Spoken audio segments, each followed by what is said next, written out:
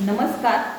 सतत होणाऱ्या सर्दी खोकल्यासाठी पिंपळी रसायन काय आहे हे आपण बघूया. पिंपळी अशी ही दोन प्रकारच्या पिंपळी आहेत. तर त्यातली ही जी पिंपळी आहे लेंडे पिंपळी ती आपल्याला घ्यायची आहे आणि 7 दिवस पहिले वाढत्या प्रमाणात ह्या पिंपळीचा आपल्याला डोस म्हणता येईल तो घ्यायचा आहे. पहिल्या दिवशी 1 कप दूध व 1 कप पाणी, गाईचं दूध घ्या, अतिशय चांगलं आहे. 1 कप दूध 1 कप पाणी, त्यामध्ये पहिल्या दिवशी 1 पिंपळी टाका आणि उकळून त्यातलं पाणी पूर्ण जळू द्या म्हणजे ते पाणी उकळतं आणि त्यामध्ये ह्या पिंपळीचे जे गुणधर्म आहेत ते दुधात जातील आणि ते सिद्ध दूध होईल. हे दूध तुम्हाला सकाळी उपाशी पोटी प्यायचं आहे.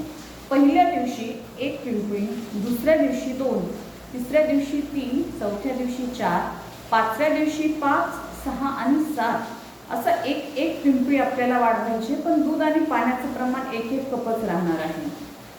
असं हे 1 कप पाणी पूर्ण जळाल्यानंतर उरलेल्या दुधामध्ये थोडीशी खडी साखर लहान मुलांना देताना घालू शकता, एकदम चिमूटभर. आणि हे पिंपळी रसायन सकाळी उपाशी पोटी तुम्ही घेऊ शकता.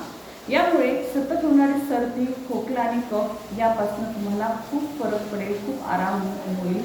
पण जेव्हा उष्णता असेल अशा वेळी ही पिंपळी सिद्ध दूध न घेता, आत्ता पाऊस चालू आहे आत्ता घेऊ शकता किंवा हिवाळ्यात हे तुम्ही घेऊ शकता.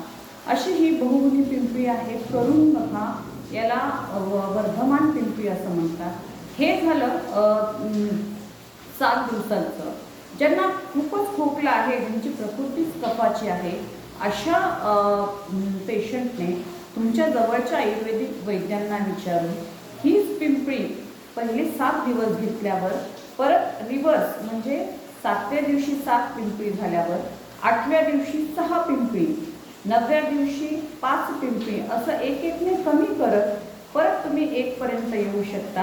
असा 15 दिवसांचा हा वर्धमान पिंपळी असा उपक्रम तुम्ही जर केला तर तुम्हाला सततची एलर्जी, खोकला, सर्दी यापासून खूप आराम मिळेल. तर अशी ही बहुगुणी पिंपळीचा पिंपळी रसायन आपण पाहिलं आहे. तरीही आपण हे सगळे उपयोग किंवा उपाय जेव्हा कराल तेव्हा आपल्या जवळच्या वैद्यांना नक्की विचारा आणि ह्या बहुगुणी पिंपळीचा लाभ घ्या. धन्यवाद.